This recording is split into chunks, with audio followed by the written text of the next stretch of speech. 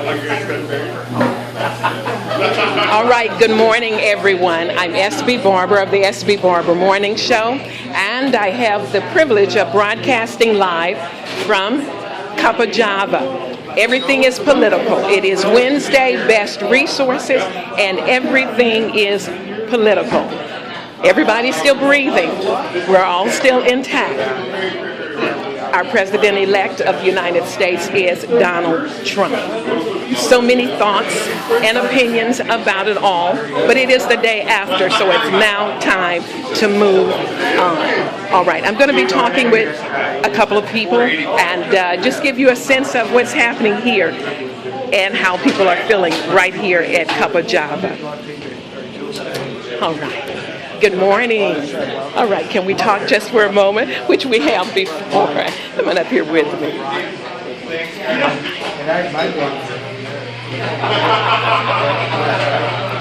You can just get in this frame with me. We've got a little sunlight here. So, all right, tell everyone who you are. Leslie, right? And Leslie, you are with the United Way. I am with Greater Twin Cities. Greater Twin Cities, absolutely. We have spoken previously over at Sammy's Avenue Eatery on Broadway and Emerson Avenue North. It's the day after. Today is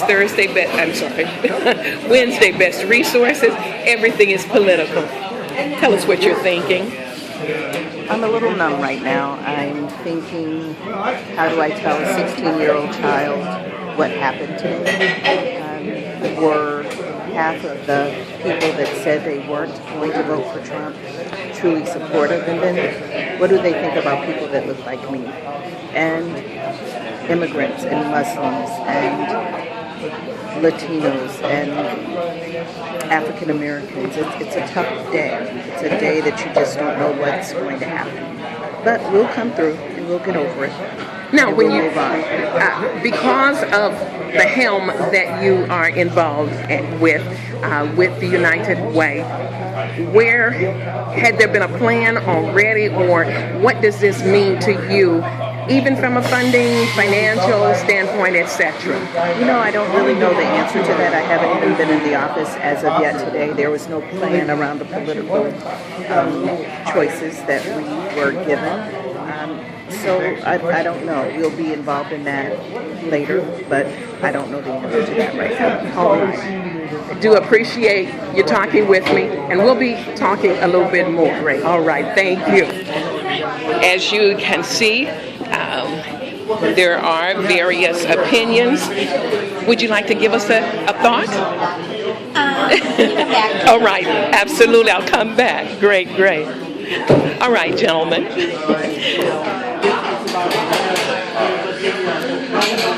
Are you ready? Can you give me a thought? All right, we are broadcasting live now. Come and get in this shot with me. Okay. Tell everyone who you are. Hi, my name's Jeff. And Jeff, you are with? Oh, you mean who do I work for? Or who you are. I mean, however you want to promote, etc. All right. Well, I work for a company called Dominium, and we develop housing. So there you go. All right. Yeah. Absolutely. So, the day after, what are you thinking? President-elect Donald Trump. Yeah, It's a lot. Hillary Clinton didn't get it. No, it's a lot to take in. I was telling my friend here that I'm still not sure who actually voted for Donald Trump. I literally have not met anybody who has, and I'm a little bit, I need to do that. We'll figure it out. We're America, right? It's and we have to put our stuff behind us, and we have to get behind our new president. Because we've got 4 years of Donald Trump, so bring it on. Absolutely, I like that. Bring it on. All right, friend. Oh yeah. Come ahead. I'm gonna put you in here. Tell everyone who you are. I'm Ross. And Ross, day after the election, the decision has been made.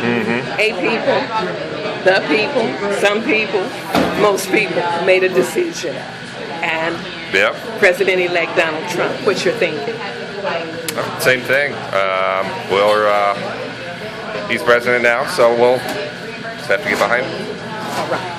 Thank you. Loving this blue.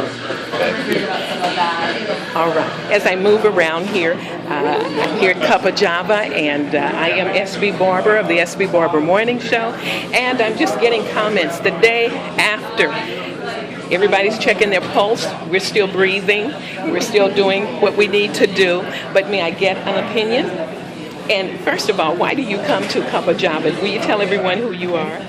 Oh, this is my very first time here. I'm Levon. Hi. Okay, go ahead. You said it's your first time Yep, here? this is my first time here. Wow, who told you about it? Robin. Wow. Tell me, you're a young person. At least you look real What is a young person? good. Tell us, what's your opinion about after the polls closed this morning and the decision was announced that Donald Trump is our president-elect? I'm not happy about it. All right. Yeah, I just don't think he's the best person to run this country. Ready to talk with me? Sure. Okay. I want to get you in. Okay. Tell everyone who you are. I'm Robin Wicker, and I too am really sad about the election results. This is not the outcome that I had hoped for, certainly. Are you on guard now?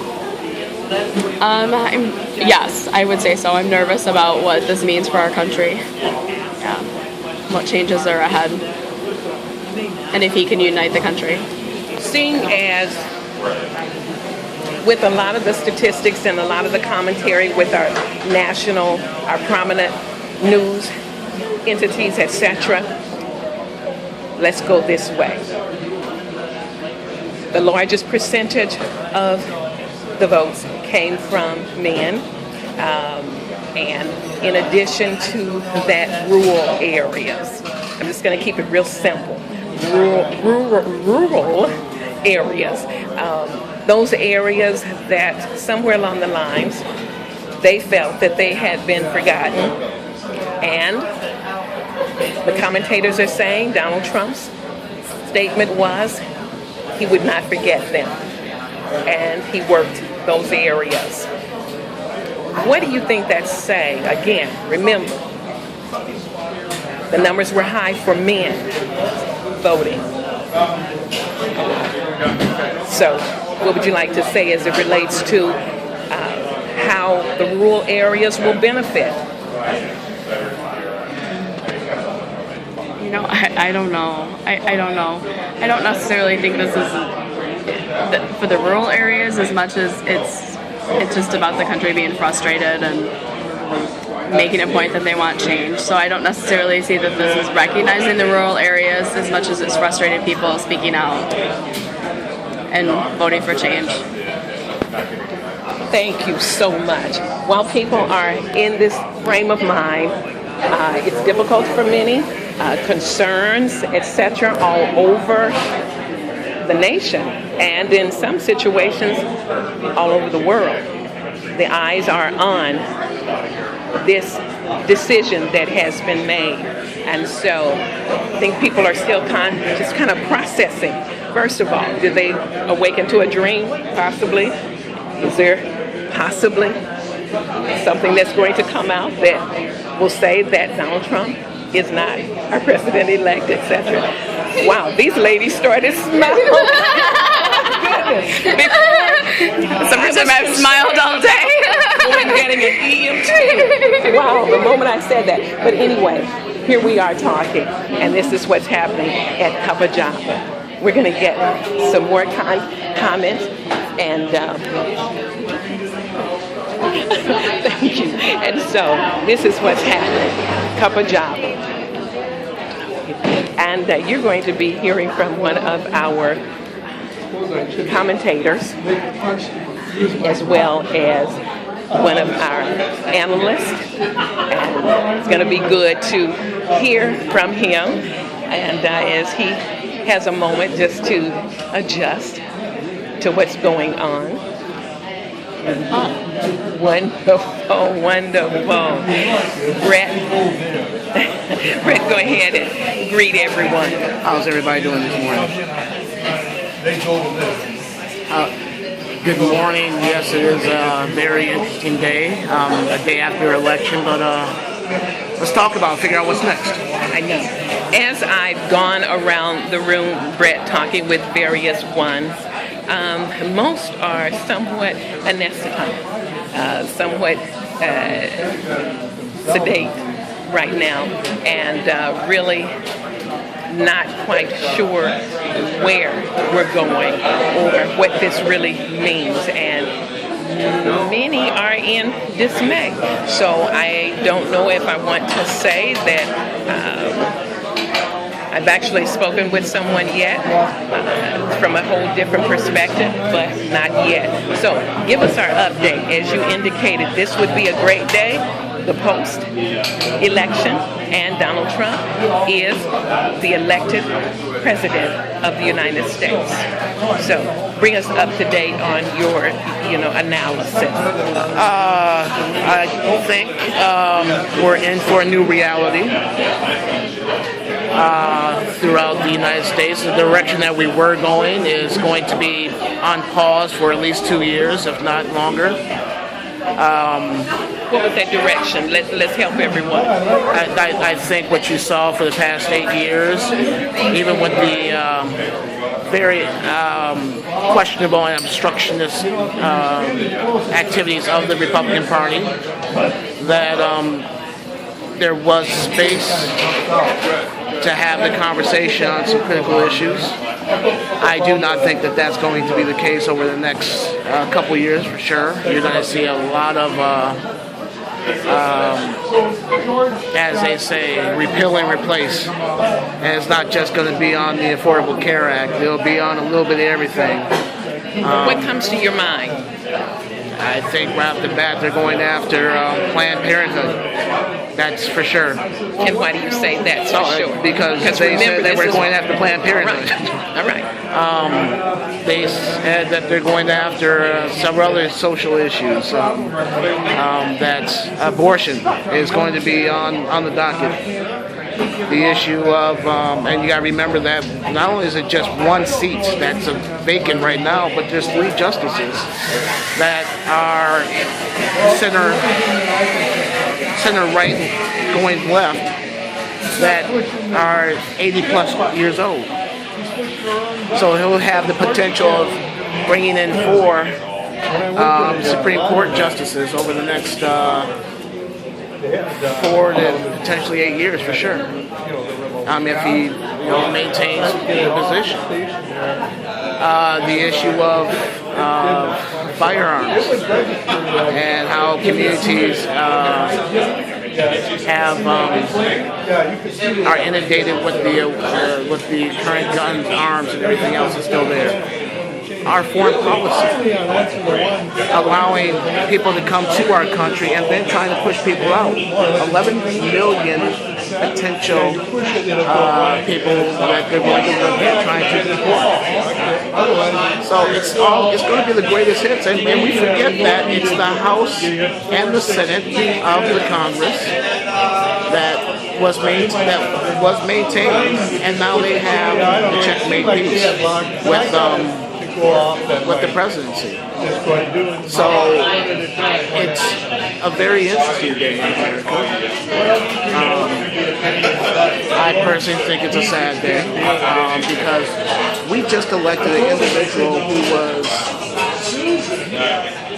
documented as a sexual predator,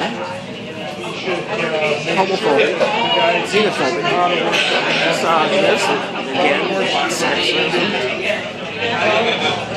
and isolationist, a climate denier. We have to work on the issue of climate change, and sure enough, this guy says it's a hoax. So no, it's not a very good situation for us right now, and I think what's happening right here is just more of the delusion that is taking place, that we were just going to anoint the first woman president.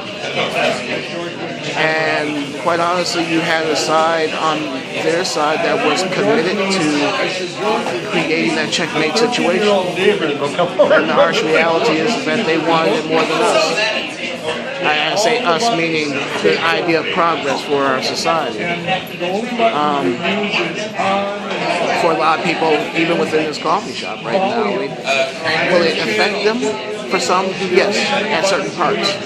But for communities that are vulnerable, for the homeless, for those who have low wages and incomes and everything else, they're going to be at the whim of the individual who said, and let us be very clear about this, said he was going to be about America first and about Chinese still. For an individual who said, I'm going to take care of my workers and hasn't paid his workers. For an individual who, and this is the comical part, who said you can basically do whatever you want. And Secretary Clinton is going to win the popular vote. We've seen this show before, 2000, where Al Gore won the popular vote but lost the Electoral College. So it doesn't even necessarily reflect the will of the majority of the people. And then I can take it a step further to what's happened in Minnesota. The state of Minnesota came out 2% win for Secretary Clinton, but we lost both the House and the Senate in the state of Minnesota. So now all of a sudden you have these proposals that are going to be coming down, putting pressure on the only check against it, which is Governor Dayton. And we've seen this show before as well, during his first 2 years. And all the progress that has been made to try to engage all people in our society around the issue of equity is going to be greatly stalled. The issue of health care. 20 million Americans have received health care over the past 2 to 3 years. That's going to be gone in less than 18 months. So now all of a sudden our costs are going to drive back up on our communities, especially our counties and our cities, while there's going to be more of a push for capitalizing on those issues. So, it's just one of those things that the American people were so fed up with just being fed up that they made a very rash decision, and the world is going to reverberate around the world. If you haven't noticed, the peso in Mexico is at its lowest value ever. The Nikkei in Japan has dropped several percentage points.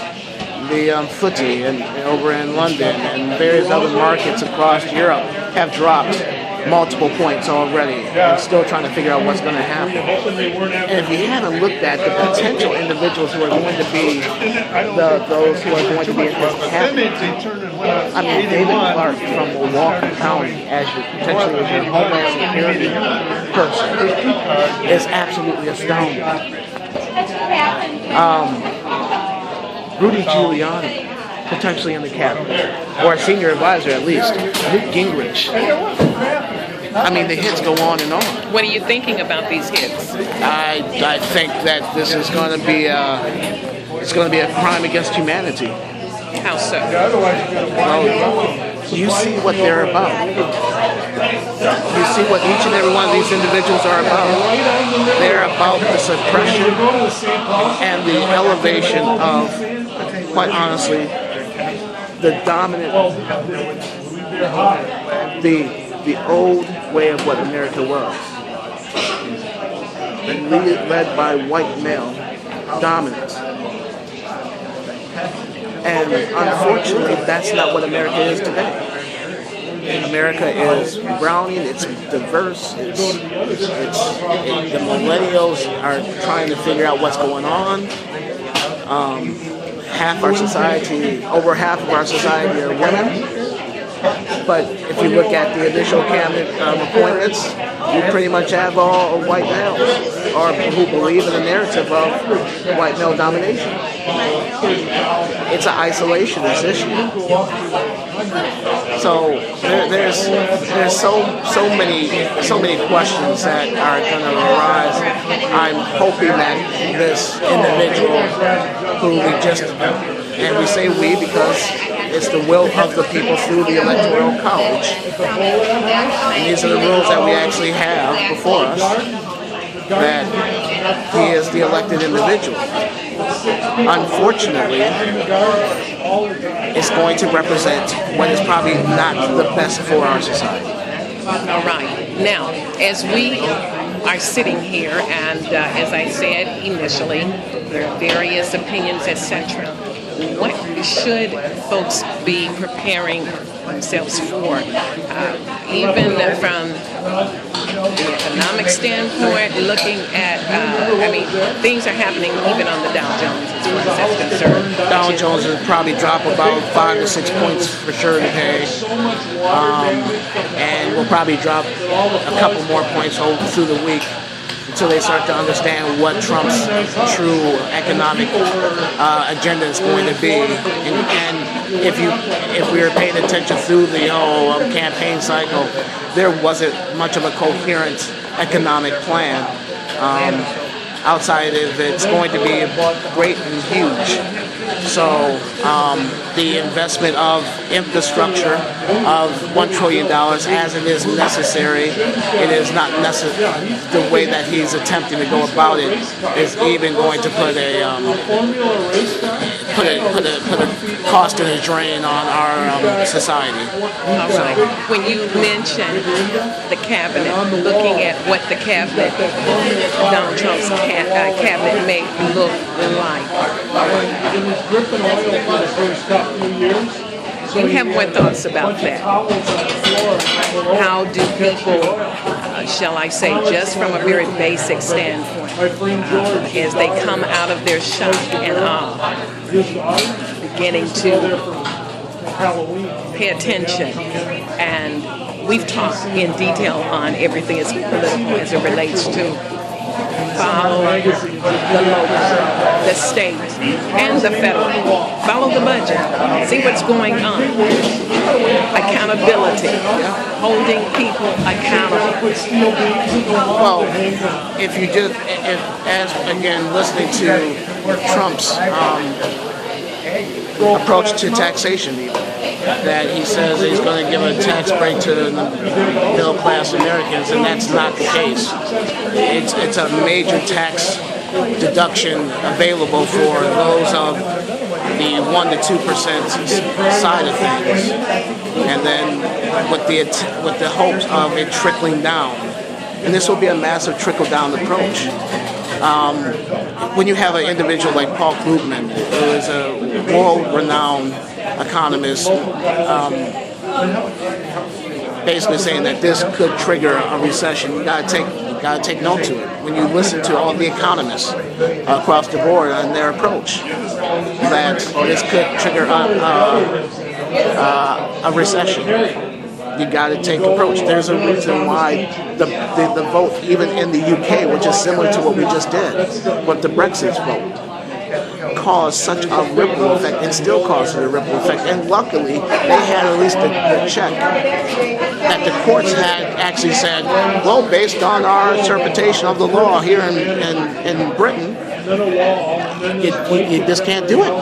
You can't do it. And luckily, luckily, they might not be able to pull out of the UK, out of the EU, even regardless of what the people have spoken, because it was an illegal action. But I think what's happening right now is this issue of nationalism and using the taxation to impugn individuals and groups to be able to control individuals. We have to be more cautious and careful. One major thing I was really concerned about with this whole thing was when we were looking at going into the election was the lack of information that people actually had as related to the issues that were before. They did not know. A lot of our fellow citizens, not just here in Minnesota, but across the way, did not understand what was at stake. And that it was just a kicks and giggles type of thing. We were lucky that we were able to overcome 4 years of Jesse Ventura.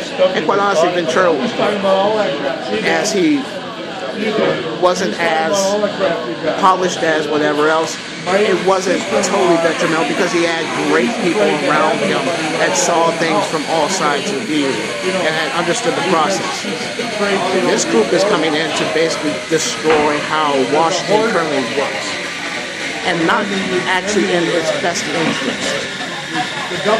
So going back to the cabinet issue of when you have your advisors of Newt Gingrich, who had a contract with America, but basically turned into a contract on America. And you looked at what happened of the results of that contract with America. It forced America to go into recession for the most part. When you look at individuals like Rudy Giuliani and his stop and frisk approach, when you look at John Bolton as potentially the next Secretary of State, who was the guy who basically said, we're going to pull out of the UN. When you have rhetoric that says, we're going to pull out of NATO, that is basically the underpinning of security in Europe and basically of the world. And that your buddy is Vladimir Putin, who is the president of Russia, who has been trying, who has made it his mission as a KGB trained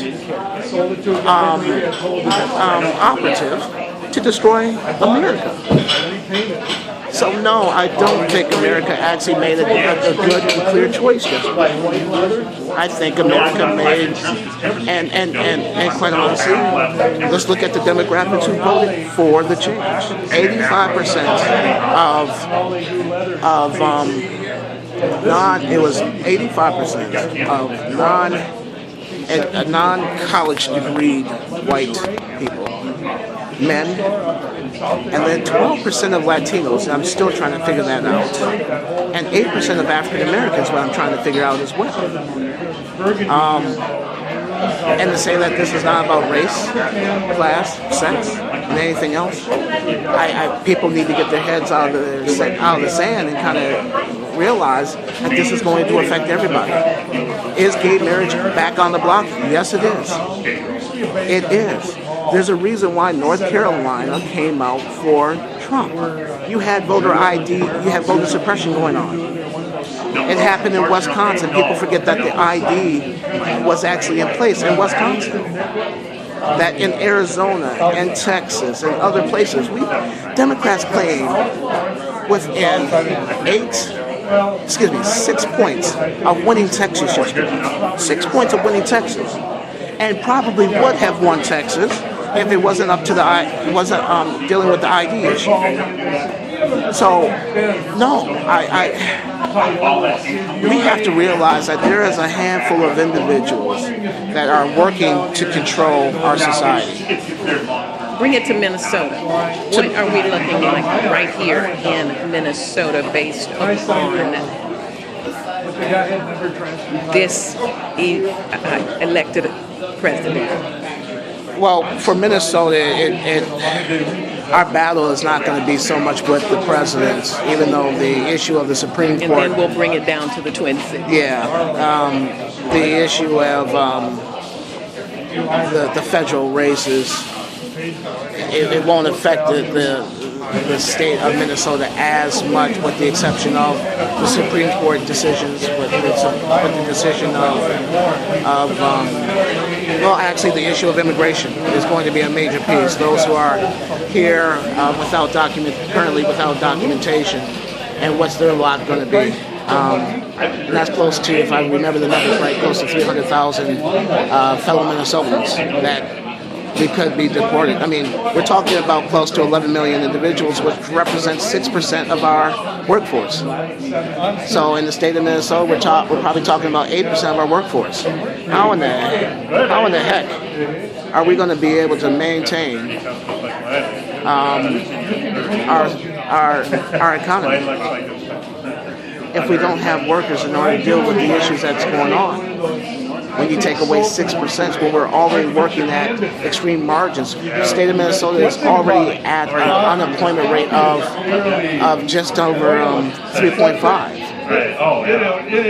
And with close to 100,000 jobs that are currently out there. But the narrative that they said was they're taking our jobs overseas. That's not the case. Our economy has adjusted. So from the state of Minnesota standpoint, we're just going to have to fight more to educate the people about what's going on and what we believe is the right way to go. In the state, you're going to see the repeal of the health care right off the bat. Well, an attempt. The governor has a veto, and there's not enough to override the veto. So there's not much they can do there. So for the next 2 years, we're going to be at a stalemate. As we're talking about economic development and infrastructure development, I don't think we're going to be able to agree upon some critical issues, bonding and other pieces. They had a lot of Oakleys. They had lots. And right on the streets, Twin City streets. I think what you're going to feel is more of a societal conversation. People are going to be quite concerned with their neighbor. It'll be more of a questioning of what's going on, a distrust. If you think about the Reagan years, which will now be on a little bit of a steroid piece, and how the mistrust and distrust that prevailed, the anxiety, and then that was moved on during the Bush administration, second Bush administration. And you started to see how people looked at each other and questioned everything, and even now more so. Xenophobia is going to rise, especially here, because as you had individuals in northern Minnesota, people who are coming from other parts of the country, telling people in northern Minnesota, Minneapolis is a loss, you need to take your state back. Same rhetoric that they were saying with, you need to take your country back. So I think you'll see more of a social issue from there. And I think the city of Minneapolis is going to have to stand up and actually say, no, this is how we actually thrive together. It won't be so much policy. Not much policy is going to be passed. But there's going to be a lot of rhetoric shared, exchanged. I'm a little concerned about how some people in our society are going to feel like they have space in this community.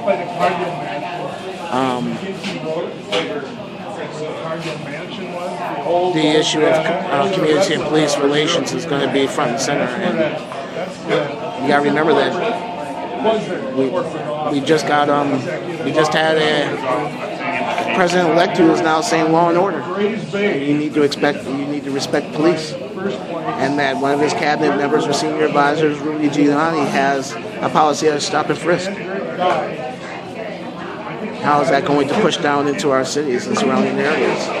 So what you're doing is laying out the laundry list, because we can't fall asleep and stay asleep. And do you believe that our Governor Dayton is capable, seriously capable of leading in this hour? Yes, and he's already done that. He did that. You got to remember, he did that for the first 2 years of his administration.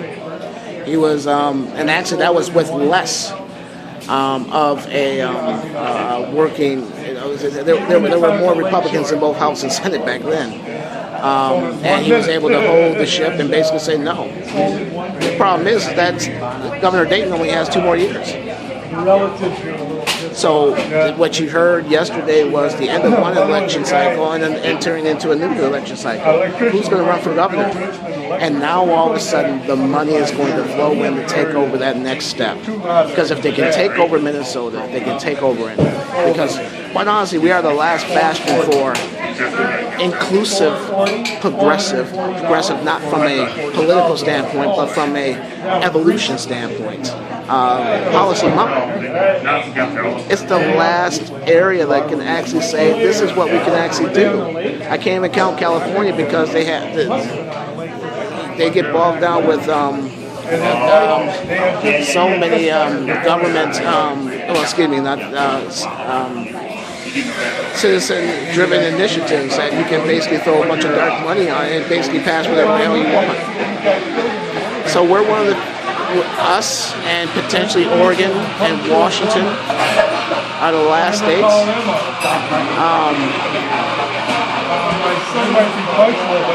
It's going to be interesting. Well, throughout the day, Brett, throughout the day, for those of you that are just tuning in, SB Barber Morning Show, and we are broadcasting live from Cuppa Java. And throughout the day, we're going to be looking at some various pockets of the community and getting perspectives. And so we will bring that to you later today. Brett, anything else you'd like to add at this point? I think people just need to get more involved in the process from the beginning to the end and understand that your democracy is under attack right now. Your civil liberties is under attack. This civil rights movement now has to restart, and it will look a little different. And I think this is my message to my dear friends from the left. Please start to wake up and start to understand that the fight is real, that you have a responsibility not to just yourself, but to the issues that are before us.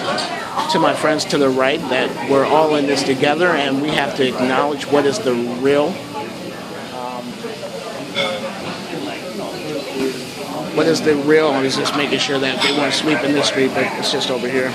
That this is a real opportunity to try to bring the talents of all people who reside in our state, in our country, to be a part of building this society for tomorrow and not for yesteryear. We're not making America great again, as we have had trouble and challenges. We have growth and opportunity if we do this respectfully and going in the right direction. So see what happens. I'm not even cautiously optimistic. I'm cautiously concerned. But we do have a chance to get something done.